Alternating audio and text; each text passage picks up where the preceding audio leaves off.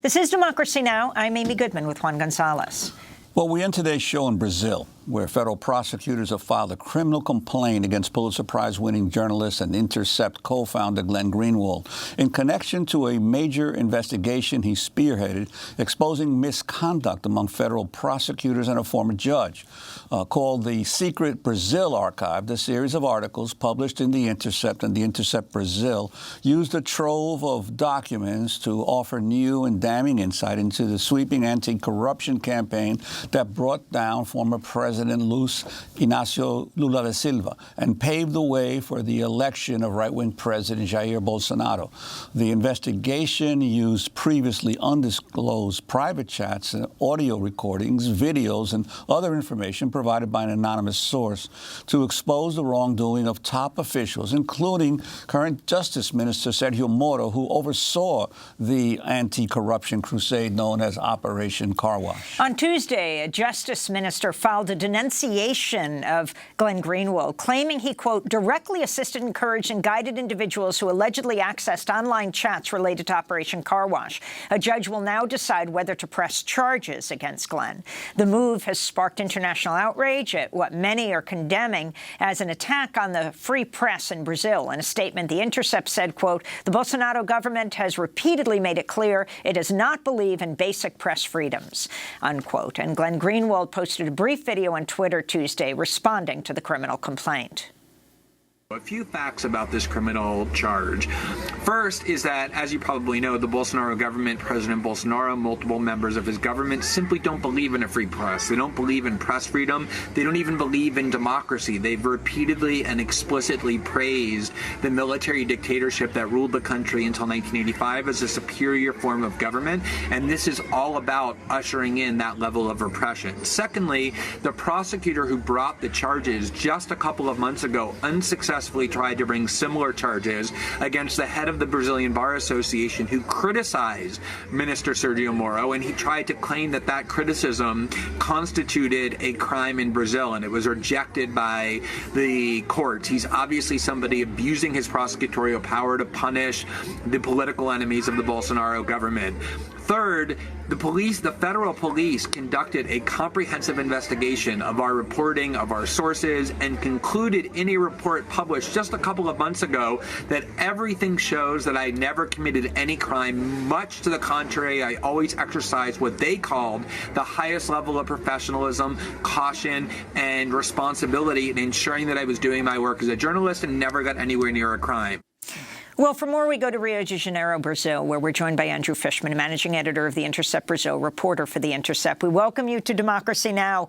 Bolsonaro's congressman's son, Eduardo, tweeted, Glenn Greenwald always said he loved Brazil and wanted to get to know the country in depth. Who knows? Maybe he'll even get to know prison.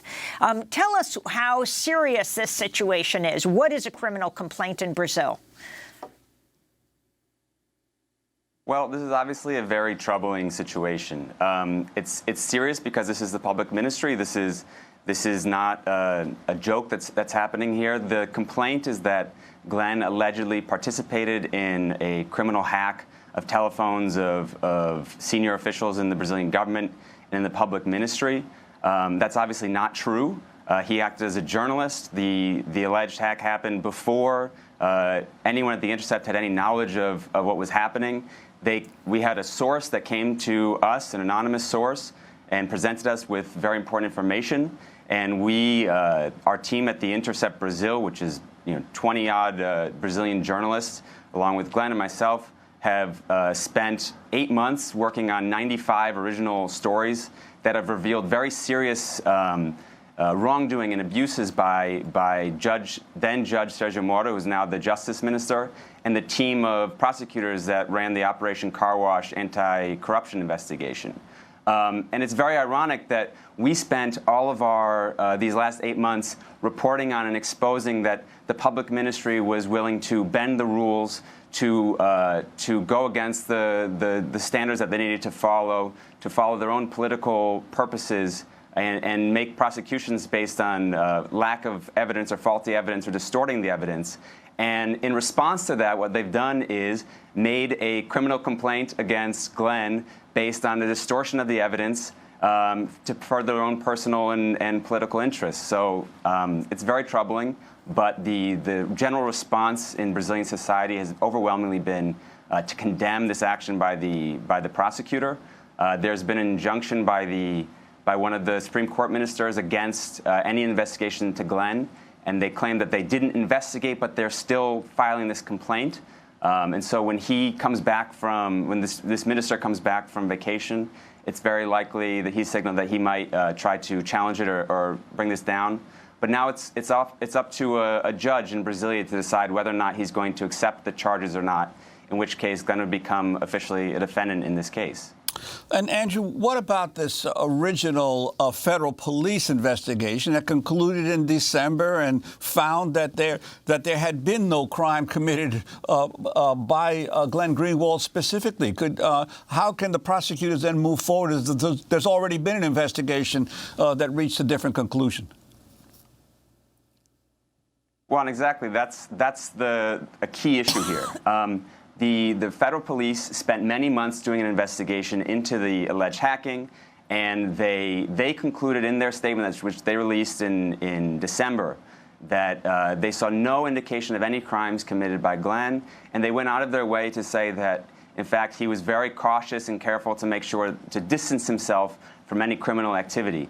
That was the conclusion of the federal police investigation, and then it went to the prosecutor at the public ministry. He decided to entirely ignore that conclusion. He evaluated the exact same evidence. There's no new evidence in this case.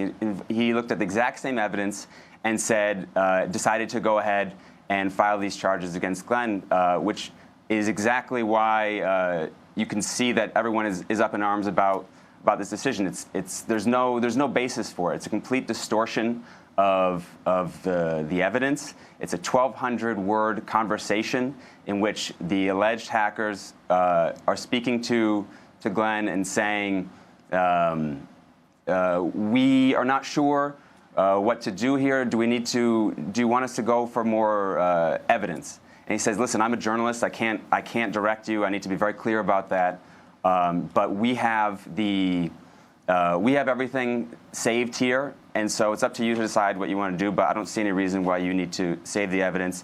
And the reason why he says that, and he makes it clear in the conversation, is because he has the constitutional authority and the professional responsibility to defend his sources, to protect his sources, and that's all that he was doing. That's what legal analysts have looked at this chat, have said that's exactly what he was doing. That's the conclusion of the federal police as well. But this prosecutor decided to take things in his own hands.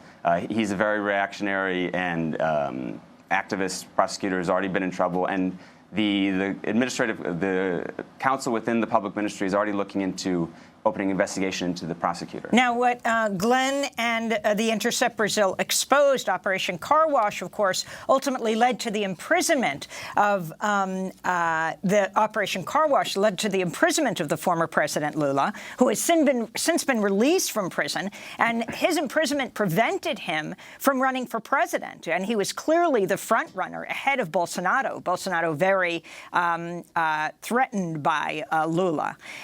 So if you could address the significance of this, and also, of course, Glenn is an American citizen.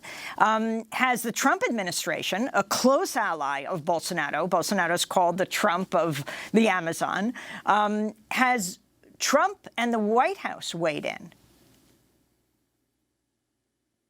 I haven't seen anything from Trump or the White House yet. This is very, very serious. It's a clear indication that the Bolsonaro wave that's happening in Brazil, which is similar to what's happening in the United States, which is that there's no longer any respect for the freedom of the press within the administration, and there's many people that are following his lead. Just like in the United States, Trump sets the tone and others follow suit, and that's what's happening here as well. It's a very troubling situation, and even if this accusation is to be rejected, it's a sign that the Brazilian democracy is ever more fragile, and it's something that all journalists need to be wary about, because the next journalist to be subjected to this sort of intimidation maybe won't have the same fame and an international platform and resources that Glenn has, And that's a very important thing that we need to be paying attention to. Well, we want to thank you so much for being with us, Andrew Fishman, managing editor of the Intercept Brazil, talking about what's happened to Glenn Greenwald. A criminal complaint has been filed against him by the Brazilian government. We'll follow details and let you know.